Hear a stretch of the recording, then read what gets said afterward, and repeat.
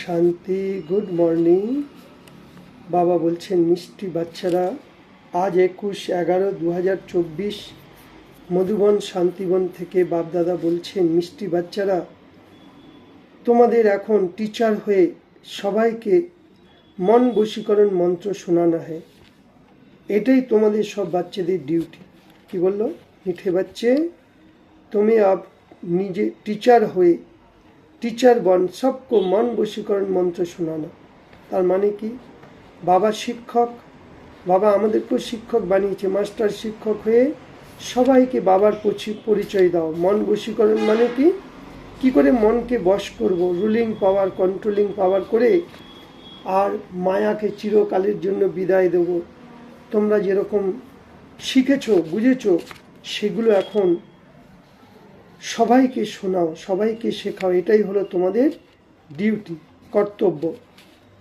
প্রশ্ন, বাবা কিন बच्चों का कुछ भी স্বীকার नहीं करते? কোন বাচ্চাদের বাবা কোনো কিছু স্বীকার করে না? উত্তর, যাদের মধ্যে অহংকার আছে কি আমি এতটা বাবার যজ্ঞে দিচ্ছি, এত জমি দিয়েছি, বাড়ি দিয়েছি, টাকা দিয়েছি, গয়না দিয়েছি, হ্যাঁ আমি এত মদত করেছি বাবাকে। তো এইরকম বাচ্চাদের বাবা কোনো কিছু স্বীকার করে না।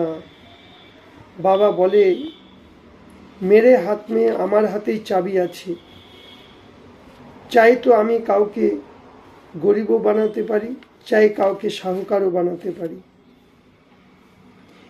এটাও ড্রামার মধ্যে রাজ আছে। যাদের আজ নিজের সাহুকারের অহংকার আছে, আমার এত বাড়ি গাড়ি টাকা, কালকে সে গরিব হয়ে যেতে পারে। আবার গরিব বাচ্চারা বাবার কাজে পাই পাই করে সফল করছে, ভগবানের কাজে বাবা তাকে সাহুকার বানিয়ে দেয়। তো রহস্য কি? যারা সাহুকার তারাও জ্ঞানী চলে, কিন্তু কখনো কখনো আসে কেন? তাদের বুদ্ধির মধ্যে এই দুনিয়াটাকেই তারা স্বর্গ বলে মেনে নিয়েছে, কিন্তু এটা জানে না এগুলো সব বিনাশ হয়ে যাবে। তাই তারা যদিও বা সত্য যুগে যায় উঁচু পথ পাবে না। আর গরিব বাচ্চারা তারা বুঝে গেছে বাবার প্রতি, নিজের প্রতি, ড্রামার প্রতি, পুরুষার্থের প্রতি, পরিবারের প্রতি নিশ্চয় আছে। এই জন্য বাবাকে বিশ্বাস আছে দেখে, নিশ্চয় আছে দেখে তাদের এক একটা কানা করি বাবার যজ্ঞতে সফল করছে। তাই বাবা গরিবদের রাজা বানিয়ে দিচ্ছে আর বা বড়লোক বানিয়ে দিচ্ছে, সাহুকার। আর যারা সাহুকার তারা গরিব হয়ে যায়। এই হলো ভগবানের রাজনীতি। রাজনীতি কত সুন্দর। রাজা কেমন করে রাজা হব তার নীতি নিয়ম কানুনগুলো কি বাবা শেখাচ্ছে।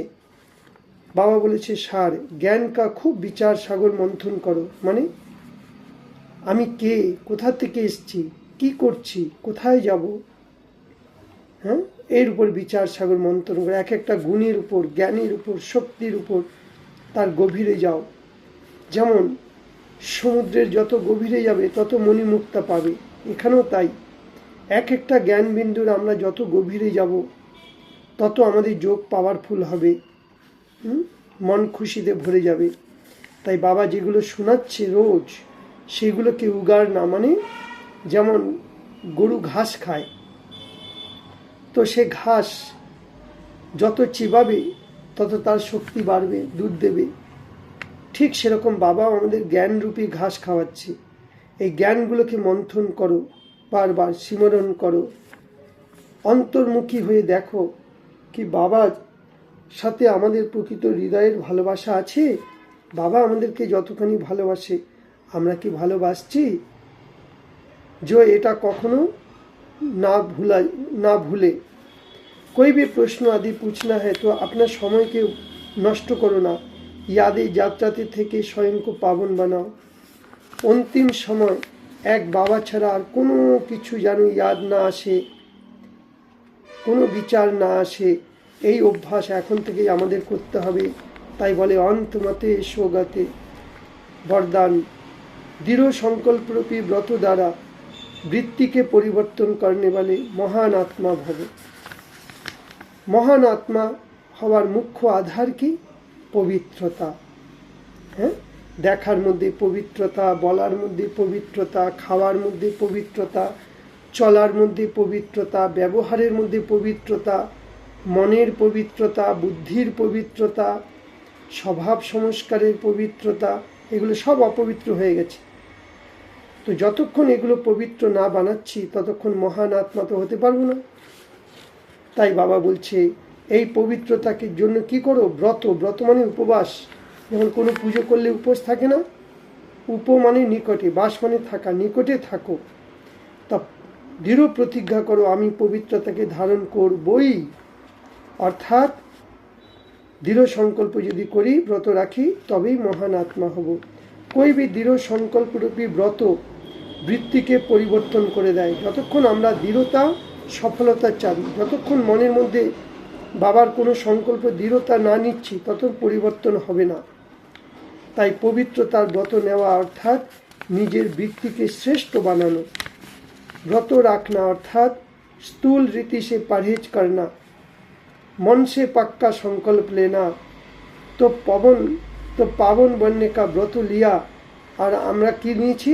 আমরা আত্মা ভাই ভাই, যাকেই দেখব আত্মিক দৃষ্টি সে দেখব, আত্মা ভেবে বলবো, আত্মা ভেবে দেখব, আত্মা ভেবে কাজ করব, তবেই আমাদের সফলতা হবে। এই ব্রাদারহুডের বৃত্তি আমাদের তৈরি করতে হবে। এই বৃত্তির দ্বারাই আমরা ব্রাহ্মণরা মহান আত্মা হয়ে যাব। फिर बाबा बोलছে स्लोगान, ব্যর্থ से बचना है तो मुख पर दृढ़ संकल्प की बटन লাগিয়ে দাও। মানে ব্যর্থ দুনিয়াতে আছি, ব্যর্থ তো আসবেই, এই জন্য অন্তর্মুখী হয়ে যাও আর সংকল্পের মধ্যে দৃঢ়তা নাও। বটন লাগানো মানে দৃঢ়তা, দৃঢ় প্রতিজ্ঞা করেছি না কোনো রকমের ব্যর্থ সংকল্প আমি আসতে দেব না। ব্যর্থ সংকল্প মানেই হলো আমাদের ক্ষতি। যেমন এক গ্লাস দুধের মধ্যে যদি এক ফোঁটা বিষ মিশিয়ে দিই, পুরো দুধটাই বিষ। ব্যর্থ সংকল্প হলো বিষ। এইভাবে আজকে সারাদিন মহান আত্মা।